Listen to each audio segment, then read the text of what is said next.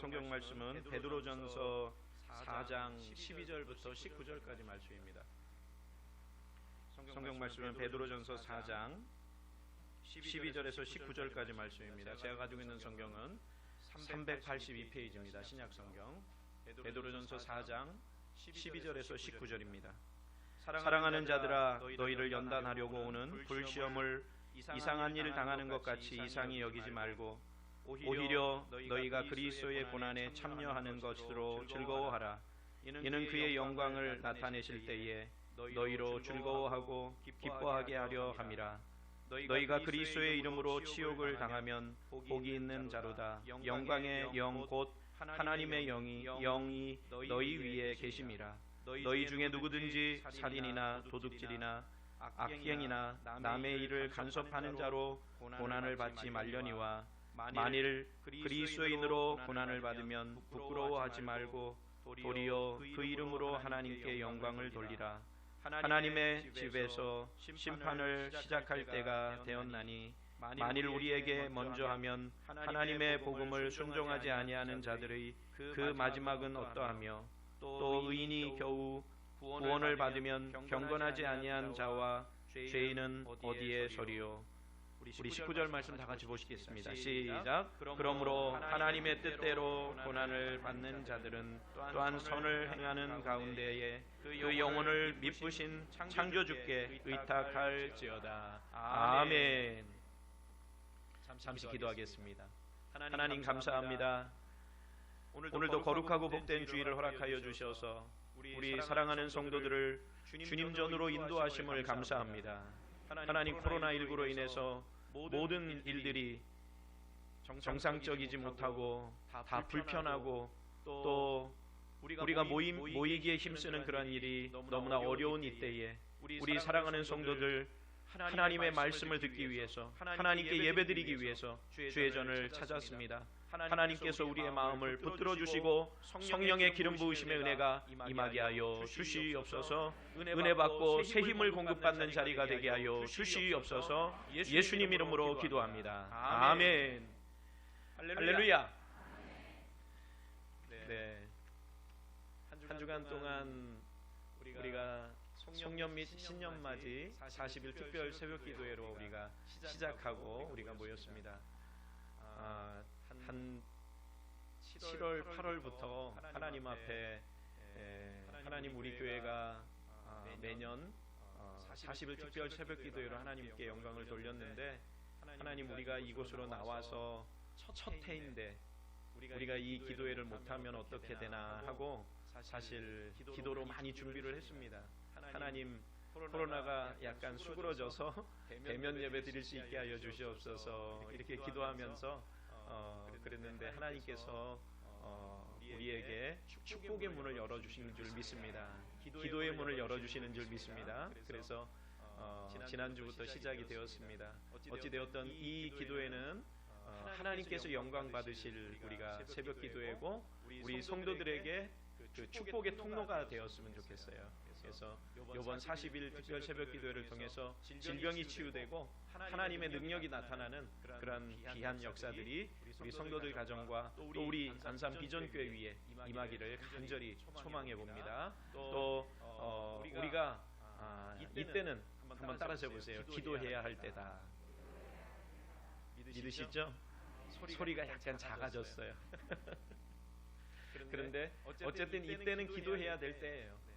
누가 뭐래도 기도하는 분들은 이 마음속에 영적으로 그렇게 계속해서 하나님께서 말씀하시고 계시다는 것을 느낍니다. 우리 안산 비전교회가 이번 기회에 다시 한번 깨어나는 그러한 시간 되어지시기를 주님의 이름으로 축원드립니다. 우리 말씀의 제목을 한번 따라서 보시기 바랍니다. 고난에 대한 우리의 자세. 이 자세는 어떠한 자세냐면요, 대비하자는 자세예요. 그러니까 고난이 있을 때 우리가 어떻게 대비해야 하는가. 지금 저는 베드로전서 1장서부터 이 말씀을 이렇게 강의하면서 살펴보면서 우리 이 사도 베드로는 이 서신서를 통해서 베드로전서를 통해서 고난에 대해서 계속해서 이야기하는 거예요. 고난이 닥칠 때 어떻게 해야 하는가? 고난에 대한 성도들의 마음의 자세는 어떤가? 또 성도들에게는 어떻게 대해야 되는가? 죄에 대해서는 어떤 자세를 가지고 살아야 되는가? 그런데 오늘 이 말씀 베드로전서 4장 12절에서 19절 말씀을 통해서는 무엇을 이야기하느냐면요, 고난이 우리에게 닥쳐왔을 때 우리는 어떤 마음을 가지고 살아야 되는가, 대비해야 하는가 하는 것을 오늘 이 본문 말씀을 통해서 우리에게 말해주고 있습니다. 우리는 생각이 같을 수가 없어요. 우리 그렇잖아요. 우리가 하나가 되어진다라고 했을 때는 한 뜻을 가진 거예요. 우리 안산 비전교회는 한 뜻을 가진 성도들이 모인 줄 믿습니다. 그런데 생각은 다 달라요. 생각이 하나가 될 수는 없어요. 그것은 왜 그러느냐면요, 우리가 한 어머니 뱃속에서 태어난 형제들도 생각이 같을 수 있어요? 없어요? 없어요. 같은 문화 속에서 같은 사고를 가지고 같은 음식을 먹고 그렇게 자라났다 할지라도요, 생각이 같을 수가 없어요. 그것은 왜 그러느냐면요, 하나님께서 우리를 그렇게 만드셨기 때문에 그래요. 하나님께서는 우리의 생각을 통해서 또 지식이나 모든 그 삶의 모습을 통해서 또 내가 어떻게 공부를 하고 어떤 상황 속에서 내가 자라났는가, 이것에 따라서 내 생각이 다르도록 만드셨어요. 그래서 내 생각을 통해서 가치관이 만들어지고 그리고 세계관이 정립이 되는 거예요. 그래서 내 생각과 다른 사람의 생각이 똑같을 수 있다고요, 없다고요? 똑같을 수는 없어요. 그렇지만 뜻은 같이 할 수 있어요, 없어요? 있습니다. 우리가 신앙생활하는 우리들에게 있어서는 생각은 다르지만 뭐예요? 예수 그리스도 안에서 뜻을 모은 거예요. 주는 그리스도시요 살아계신 하나님의 아들이라는 것을 믿음으로 말미암아 우리야 모든 성도들이 생각의 크기와 그 깊이는 조금씩 다르다 할지라도 우리는 그 신앙의 뜻을 세우고 그것을 믿음으로 말미암아 우리는 하나로 뭉쳐진 거예요. 그렇기 때문에 우리는 주님을 날마다 바라보면서 살아가는 우리 성도들이 되어야 될 줄 믿습니다. 자, 그러면은 우리 예수 믿는 사람들은 뜻을 같이 했어요. 누구로 인해서요? 예수님으로 인해서, 하나님으로 인해서 뜻을 같이 했죠. 그런데 불신자들은 어때요? 그 뜻이 같아요, 달라요? 다르지요. 생각도 다르고 삶의 모습도 다르고 뜻도 달라요. 그렇기 때문에 어떻게 하냐면 예수 믿지 않는 사람들은 예수 믿는 사람들을 자꾸만 뭐라고 손가락질하냐면 다르다라는 거예요. 왜 너희들만 유별나게 매 주일마다 예배를 드려야 되고, 왜 술자석에 가면은 술을 먹지 않으려고 하고, 왜 너희는 다르게 살려고 그러느냐라고 그 세상 사람들은, 불신자들은 우리를 가리켜서 손가락질하는 거예요. 그런데 하나님께서는 말씀을 통해서 우리에게 분명히 전하는 메시지가 있어요. 성경을 통해서 우리에게 주시는 메시지는 뭐예요? 다르게 살으라는 거예요. 믿으십니까? 세상 사람들과 죄악과 짝하는 세상 사람들과 우리 성도들은 다르게 살으라는 다름의 은혜를 우리에게 주셨어요. 구별되라고 성경은 우리에게 말씀하고 있다는 사실이에요. 그런데 사도 베드로가 복음을 증거하던 이때는 고난이 닥쳐오기 임박한 그런 때예요.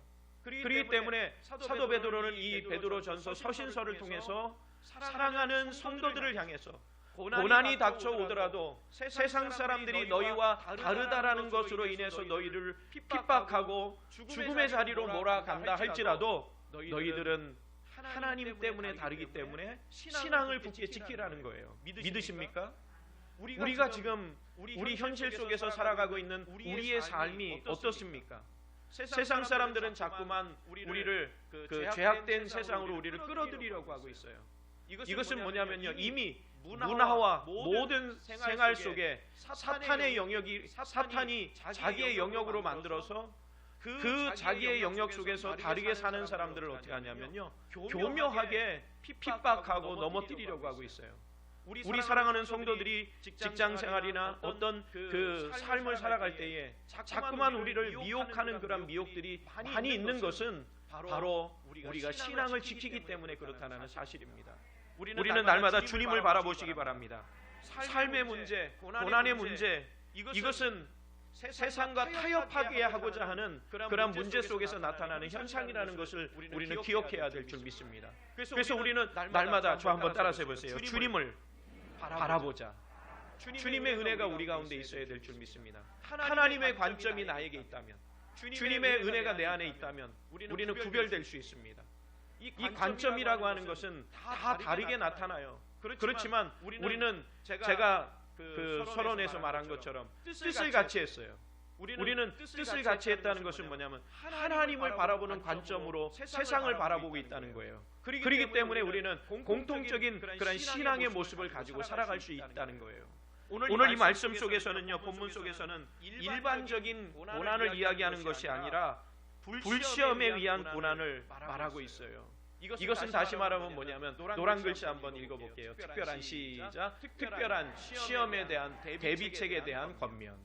특별한 그런 시험이 우리 안에 있게 되어진다는 거예요. 이 특별한 시험은 뭐겠어요? 그 당시 그 많은 사람들이 하나님을 믿는다고 그 잡혀가서 죽임을 당하는 거예요. 그런데 그 특별한 그런 시험이 우리에게 닥친다 할지라도 우리는 어떻게 해야 되냐면 이 말씀을 통해서 대비하고 그리고 믿음을 굳게 지켜야 된다는 것을 사도 베드로는 우리에게 권면하고 있다는 거예요. 그런 고난에 대해서 우리는 어떻게 대비해야 합니까? 사도 베드로는 세 가지를 오늘 본문을 통해서 우리에게 말씀하고 있어요. 우리 첫 번째 한번 보시기 바랍니다. 읽어보겠습니다. 삶에서 시작. 삶에서 당하게 되는 불시험을 이상히 여기지 말고 미리 인정해야 합니다. 믿으십니까? 저 한번 따라서 보세요. 인정하라. 인정하시기 바랍니다. 고난이 내 삶 가운데 있다라는 것을 인정하시기 바랍니다. 그러면요, 여기서 말하는 불시험, 고난이 내게 온다 할지라도 그것을 인정하면 어때요? 그래, 이 고난은 나를 그 사탄이 넘어뜨리기 위해서, 이 세상 사람들이, 죄악된 사람들이 나를 넘어뜨리기 위한 그런 시험이구나. 내가 이 시험을 이겨야지 인정하면 내가 그것을 원망하고 불평하는 것이 아니라 내가 그것을 이길 수 있는 담대한 힘과 능력을 하나님께서 우리에게 공급하여 주신다는 사실입니다. 우리가 그 은혜 속에 살아가야 된다는 거예요. 우리 성경 말씀 보시겠습니다. 베드로전서 4장 12절 말씀 보시겠습니다. 시작.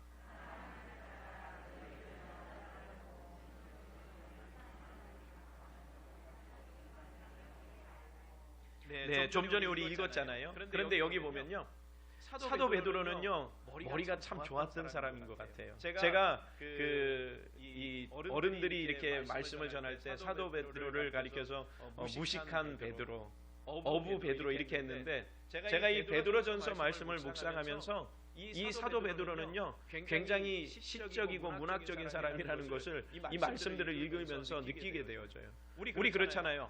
우리 젊은 세대들은요 말을 자꾸 줄여서 해요. 그렇죠? 오늘 이 말씀도요 그냥 줄여서 우리 성도들을 향해서 너희들이 시험 당할 때 이상하게 생각하지 말라, 이렇게 간단하게 딱 얘기하면 되잖아요. 그 얘기를 지금 이렇게 몇 줄로 얘기하는 거예요. 사랑하는 자들아, 너희를 연단하려고 오는 불시험을 이상한 일 당하는 것 같이 이상히 여기지 말고. 그렇죠. 그냥 너희들이 시험 당하는 것을 이상하게 여기지 말라, 간단하게 얘기하면 되잖아요. 요즘 아이들이 말을 이렇게 짧게 써요. 그런데 그런 말을 쓰면은 우리 나이 드신 분들은 잘 알아듣지를 못해요. 제가 한번 내볼게요. 문제를 한번 내볼게요. 한번 맞춰보세요. 아이들이 많이 쓰는 말 중에 갑분싸라는 게 있어요. 이게 뭔지 아세요? 갑자기 분위기 싸해진다. 이런 말을 갑분싸 이렇게 줄여서 쓰는 거예요. 이생망이라고도 써요. 이생망. 뭔지 아세요? 이번의 생은 망했어. 그리고 또 할만하한 이래요. 할만한, 말도 어려워. 할만한. 이건 뭐냐면 할 말은 많지만 하지 않는다. 할만한 하면은 조금 뭐예요? 조금 기분이 나쁠 때 쓰는 말 같아요. 할 말은 많지만 내가 참는다, 이렇게요. 근데 사도 베드로도요 간단하게 고난 당할 때 너희들이 이상하게 여기지 말라 하면 되는데 말씀 속에서 길게 늘어났어요. 보세요. 사랑하는 자들아, 누구죠? 우리잖아요. 성도들이잖아요. 근데 그 다음에 또 뭐예요? 너희를 그랬어요. 똑같은 말이잖아요. 사랑하는 자들아, 너희를 연단하려고 오는 불시험을. 그러니까 우리를 연단하려고 하는 그 불시험을 뭐 하지 말라고요?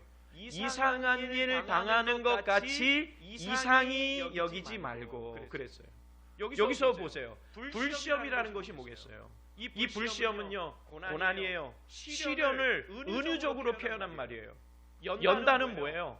연단은 정금을 만들 때에 그것을 뜨거운 물로 끓여서 불순물을 제거하는 것을 연단한다고 그러잖아요. 그러니까 우리를 이 고난과 시련은 뭐하는 작업이에요? 연단하는 작업이라는 거예요. 그러니까 우리의 신앙을, 믿음을 굳세게 만들기 위한 하나의 방법이라는 거예요. 그런데 그 사도 바울은 뭐라고 그랬느냐면은 사랑하는 자들에게는 뭐가 있다는 거예요? 불시험과 연단이 있다는 거예요. 그것을 이상하게 여기지 말라는 거예요. 사랑 우리 성도님들이요, 어쩌면은 우리가 신앙생활하면서 이해가 안 되는 부분일 수도 있어요. 사랑하는데 왜 고난이 있어야 되고, 사랑하는데 왜 도대체 불시험을 주셔야 되고 그래야 될까요?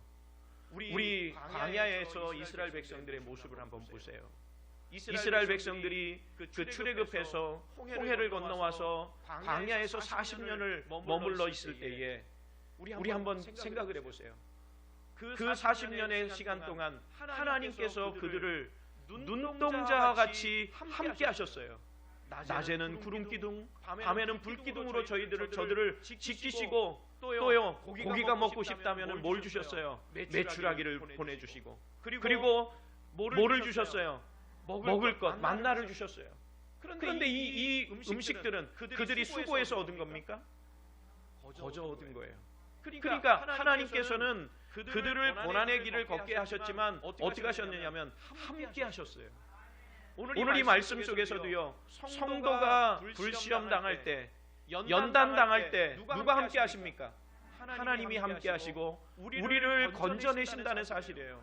그러니까 고난이 있는 곳에 뭐가 있는 거예요? 은혜가 있고, 고난이 있는 곳에 축복이 있고, 고난이 있는 곳에 하나님의 능력이 나타나고, 고난이 있는 곳에 우리의 삶이 형통한 길로 인도되는 그러한 길이 열려진다는 사실이에요.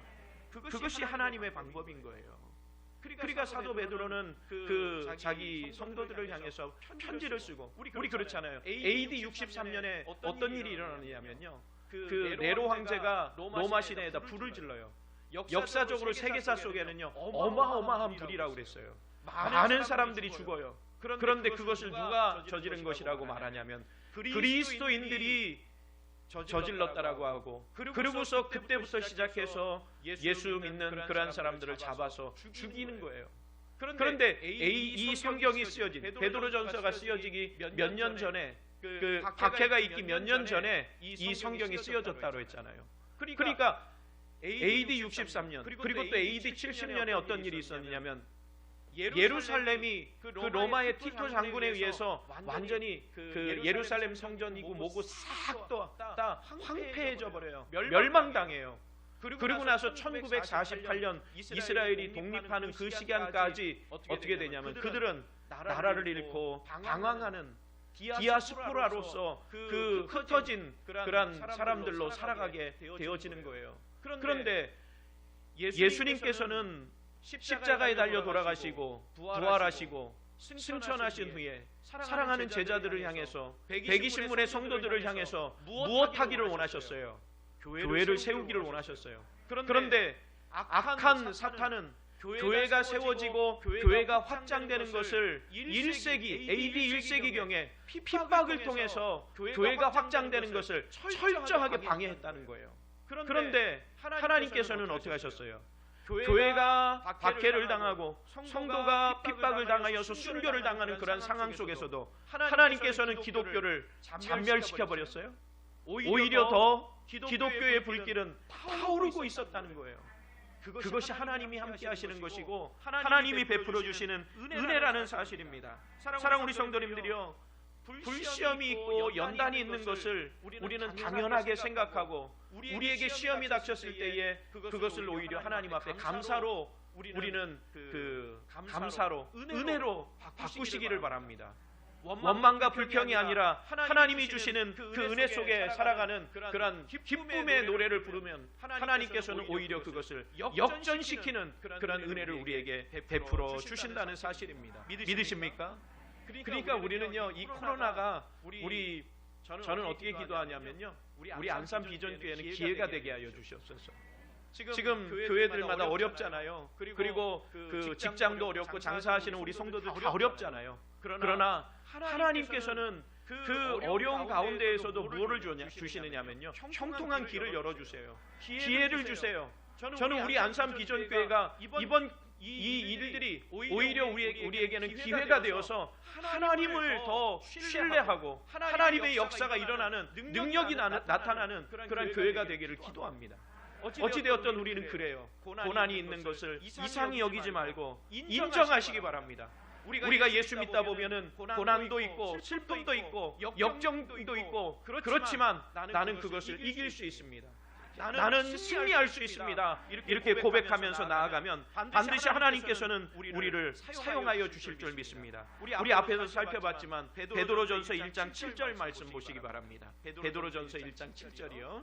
앞에 있어요. 같이 보시겠습니다. 시작. 너희 믿음의 확실함은 불로 연단하여도 없어질 금보다 더 귀하여 예수 그리스도께서 나타나실 때에 칭찬과 영광과 존귀를 얻게 할 것이니라. 할렐루야.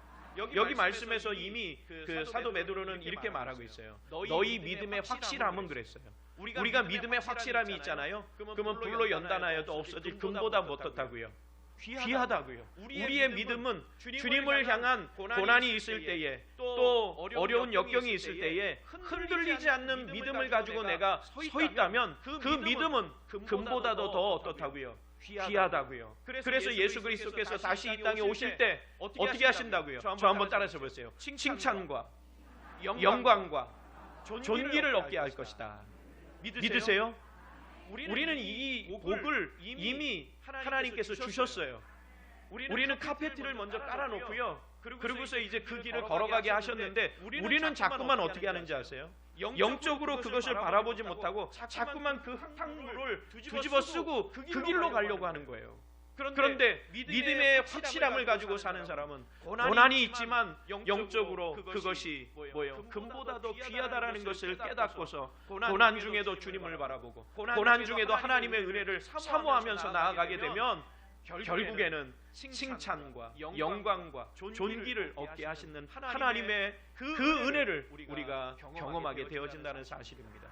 우리가 그런 은혜를 받는 성도들 되시기를 주님의 이름으로 축원드립니다. 베드로전서 4장 12절 그 말씀과 베드로전서 1장 7절 말씀은 그래서 이렇게 통하는 말씀이에요. 고난 속에서 우리가 하나님을 바라보고 이상히 여기지 않으면 하나님께서는 우리의 길을 충분히 열어주시고 인도하여 주신다는 사실입니다. 이 불이라고 하는 것 있잖아요. 불이라고 하는, 불시험할 때 이 불이라고 하는 것은 연단의 도구예요.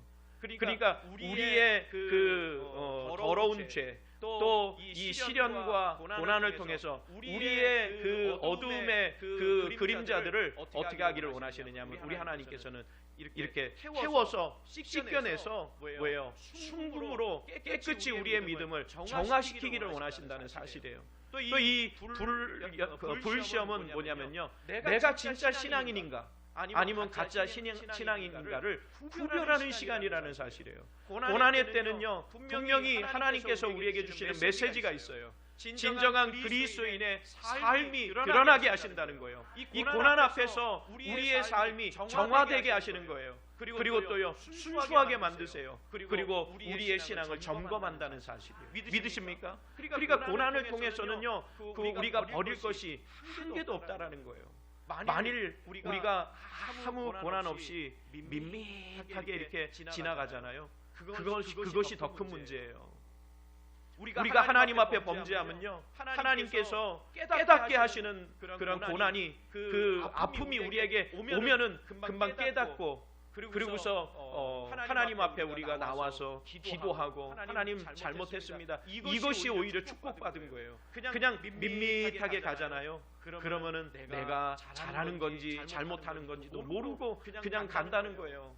하나님께서는요, 자기 백성들에게 고난을 주셔서 또 그 하나님께로 돌아오도록 만드시는 하나님이시라는 겁니다. 우리가 주님만을 바라보시기 바랍니다. 우리가 잘 알고 있는 성경 욥기서 23장 10절 말씀에 보면 이렇게 되어 있어요. 그러나 시작. 그러나 내가 가는 길을 그가 아시나니 그가 나를 단련하신 후에는 내가 순금같이 되어 나오리라. 네. 여기 보면요, 우리 그가 단련하신 후에는 내가, 우리 예전 성경에는 정금이잖아요. 순금같이 되어 나오리라. 이 말은 잘 알아요. 근데 앞에 구절 봐보세요. 내가 가는 길을 누가 아세요? 하나님이 아셔요. 내가 가는 길을 하나님이 아세요. 그런데 하나님이 내 길을 아시니까 내가 죄악된 길로 갈지 또 선한 길을 갈지 하나님이 아시는데 우리는 우리 심령에 뭐가 있어요? 죄성이 있기 때문에 대부분 어느 길로 많이 가는 거예요? 죄악된 길로 많이 가는 거예요. 그러니까 하나님은 내가 가는 길을 아세요. 그러니까 내가 죄악된 길을 가는 것을 선한 길로 바꾸시기 위해서 뭐예요? 단련하시는 거예요. 그것이 뭐냐면요, 연단이 있잖아요. 그래 우리는요, 하나님만을 바라보시기를 바랍니다. 하나님의 은혜가 즉시 나에게 임하게 해달라고 기도하세요. 하나님, 내가 하나님 죄 짓는 자리에 서잖아요. 그러면 즉시 깨닫게 해주세요. 이렇게 기도해야지. 그냥 밋밋하게 가는 것이 그래서 좋은 것만은 아니라는 거예요. 우리는 날마다 주님만을 바라보시는 성도들 되시기를 바랍니다. 예수님도 자기 백성들에게요, 고난이 있을 것을 분명히 말씀하셨어요. 그래서 요한복음 15장 18절에서 20절까지 말씀해 보면 한번 같이 한번 보세요. 시작. 세상이 너희를 미워하면 너희보다 먼저 나를 미워하는 줄을 알라. 그러니까 세상 사람들이 나를 미워하잖아요. 그러면은 누구를 먼저 미워하는 거예요? 예수님을 먼저 미워하는 거예요. 그리고 우리 19절 말씀 보세요. 시작. 너희가 세상에 속하였으면 세상이 자기의 것을 사랑할 것이나 너희는 세상에 속한 자가 아니요 세상이 너희를 미워하느니라. 20절 보여주세요. 시작. 내가 너희에게 종이 주인보다 더 크지 못하다 한 말을 기억하라. 사람들이 나를 박해하였은즉 너희도 박해할 것이요 내 말을 지켰은즉 너희 말도 지킬 것이라. 아멘. 우리 19절 말씀을 한번 돌려봐 주세요. 19절 보면요, 너희가 세상에 속하였으면 그랬어요. 우리가 세상에 속하였으면은 그 고난을 당할까요? 핍박을 당할까요? 안 당할까요? 이 말씀은 보세요. 세상이 자기 것을 사랑한 것이나 우리가 세상에 속했잖아요. 그러면 세상 사람들이 자기 것에 속한 것으로 우리를 뭐예요? 사랑할 것이나 이거는 뭐냐면 우리를 그냥 내버려 두는 거예요. 이거는 사탄도 마찬가지예요. 우리가 사탄에게 속해 있잖아요. 그러면은 세상이 자기 것으로, 그러니까 사탄이 자기 것으로 우리를 생각하고 우리를 어떻게 하는 거예요? 그냥 두시는 거예요. 근데 노란 글씨 보면은 너희는 세상에 속한 자가 아니요. 뭐라고요? 도리어 내가 너희를 세상에서 뭐예요? 택하였기 때문에 세상이 너희를 미워하는 거예요. 왜 우리가 미움받는지 아세요? 다르기 때문에 그래요. 하나님을 잘 믿으면 믿을수록 고난이 있고 연단의 때가 있는 거예요. 그러면 어떻게 해야 되냐면 하나님을 온전히 더 바라보는 성도들이 되어야 될 줄 믿습니다. 그러면요, 수지 맞아요. 하나님의 복이 임한다니까요. 우리가 복 주시옵소서 기도 안 해도요, 우리가 하나님을 바라보는 그 은혜로 우리는 복받고 살아가는 거예요. 그 은혜가 우리 삶 가운데 날마다 넘치는 성도들 되시길 주님의 이름으로 축원드립니다. 두 번째, 삶에서 당하게 되는 불시험이 있을 때 우리는 어떡하라고 성경은 말하냐면 한번 따라 적으세요. 즐거워하라. 나에게 불시험이 있을 때 성경은, 이 사도 베드로는 즐거워하래요. 이해가 되세요? 도무지 이해가 안 되잖아요. 우리 한번 성경을 한번 보세요. 13절 말씀 보시겠습니다. 시작. 오히려 너희가 그리스도의 고난에 참여하는 것으로 즐거워하라. 이는 그의 영광을 나타내실 때에 너희로 즐거워하고 기뻐하게 하려 함이라. 할렐루야. 아니, 어떻게 고난이 있는데 즐거워하라는 거예요? 그런데 사도 베드로는 너희가 그리스도의 고난에 참여하는 것으로 해요. 이 고난, 우리요 그리스도의 고난에 참여하는 자들이 되시기 바랍니다. 그러면 어떻게 되는지 아세요? 우리 아까 그 1장 7절에 나와 있는, 베드로전서 1장 7절에 나와 있는 대로 예수 그리스도께서 나타나실 때에 칭찬과 영광과 존귀를 얻게 할 것이라. 할렐루야. 우리가요 고난 중에 그 그리스도의 고난에 참여하는 자가 이 복이 우리에게 임하는 거예요. 그러니까 우리가 하나님을 바라보면서 신앙을 굳게 지키는 삶이 얼마나 감사한 삶이에요. 고난 중에도 우리는 즐거워할 수 있는 이유가 있지 않습니까? 우리 13절 말씀 속에서 이렇게 되어 있잖아요. 고난에 참여하는 것으로 즐거워하라. 베드로전서 말씀에 보면은요, 세 단어가 아주 계속 이렇게 반복되는 세 단어가 있어요. 그거는 뭐냐면 첫 번째, 저 한번 따라서 보세요. 고난, 기쁨, 소망. 이 세 가지 단어가 나오는 거예요, 계속. 그러니까 고난이 있을 때 기뻐하고, 그러면 그것이 결국에는 뭐냐면 소망이 있는 거예요. 그리고 또 베드로전서에서 우리에게 가르쳐 주는 것은 뭐냐면 상급에 대해서, 영광에 대해서 또 계속해서 이야기가 나오고 있는 것을 보게 됩니다. 사도 베드로는 고난 중에도 즐거워해야 할 이유를 13절에서 이렇게 얘기하는 거예요. 그리스도의 고난에 참여하는 것. 그러니까 그리스도의 고난에 참여하는 것이 어떤 거냐면 영광의 길이 되어진다는 사실이에요. 그리고 또 여기 말씀 보면은요, 그의 영광을 나타내실 때에, 그랬죠? 사랑 우리 성도님들이요, 우리가 하나님의 그 은혜 속에 살아가면 고난 중에도 감사할 수 있는 그런 이유, 고난에 참여하면 우리가 받는 은혜가 뭐냐면요, 그 성령의 임재하심이에요. 믿으십니까? 성령의 임재하심을 우리가 그리스도의 고난에 참여하는 자들이 경험하게 되어지는 거죠. 그러니까 우리 광야에서 그랬잖아요. 하나님께서 어떻게 하셨어요? 낮에는 구름 기둥, 밤에는 불 기둥으로 뭐예요? 그들에게 임재하여 주셨다는 거예요. 그리고 또 어떻게 하셨어요? 법궤를 메고 가는 그 장막 안에 우리 주님이, 우리 하나님이 임재하여 주셨어요. 그러니까 우리가 고난 중에 그리스도의 고난에 참여할 때 하나님께서는 어떻게 하시느냐면 하나님의 임재를 경험하게 해 주신다는 거예요. 이것이 우리에게 유익이에요. 우리의 삶에서요, 하나님이 내 삶에 임재하여서 함께 동행하는 삶을 산다는 것만큼 더 큰 복이 어디 있겠어요? 성경 말씀에 보면은 그 말씀이 이어지고 있어요. 14절 말씀 보시기 바랍니다. 베드로전서 4장 14절이요. 시작. 너희가 그리스도의 이름으로 치욕을 당하면 복이 있는 자로다. 영광의 곧 하나님의 영이 너희 위에 계심이라. 아멘. 여기 보니까요, 그리스도의 이름으로 뭘 당하면요, 치욕을 당하면, 욕먹고 예수쟁이 애니 하면은 그게 우리에게 뭐가 된다고요? 복이 있어요. 저한테 예수쟁이라고 좀 많이 욕 좀 해주세요. 네. 복 좀 받게요. 네. 이 안산교회는 예수쟁이만 잘 다녀. 예. 안산 비전교회는 예수쟁이만 잘 다녀. 이런 욕을 좀 해주세요. 우리 교회가 더 커지게요. 네. 근데 여기 보면은 영광의 영, 곧 하나님의 영이 너희 위에 계십니다. 이게 뭐냐면 하나님의 임재예요.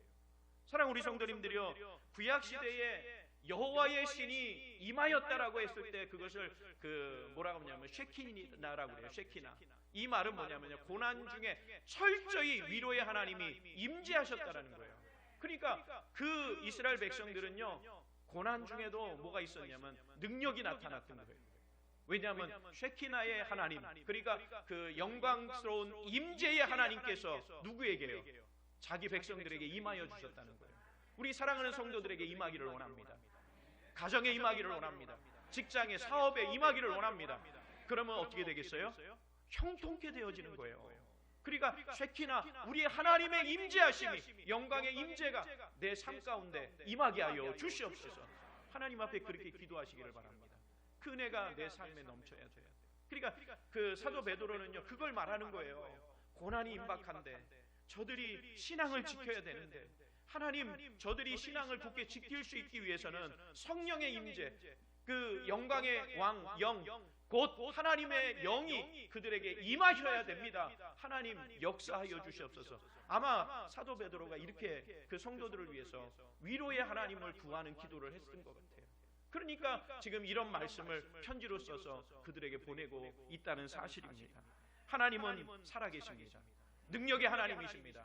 그 하나님의 영이 우리에게 임하여서 정말 고난 중에도 우리가 예수 그리스도의 고난에 참여하는 우리 성도들이 되시기를 바랍니다. 세 번째, 삶에서 당하게 되는 불시험이 있을 때에 자신을 하나님께 맡겨야 됩니다.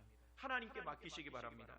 19절 말씀 보면 그러므로 하나님의 뜻대로 고난을 받는 자들은 또한 선을 행하는 가운데에 그 영혼을 미쁘신 창조주께 의탁할지어다 그랬어요.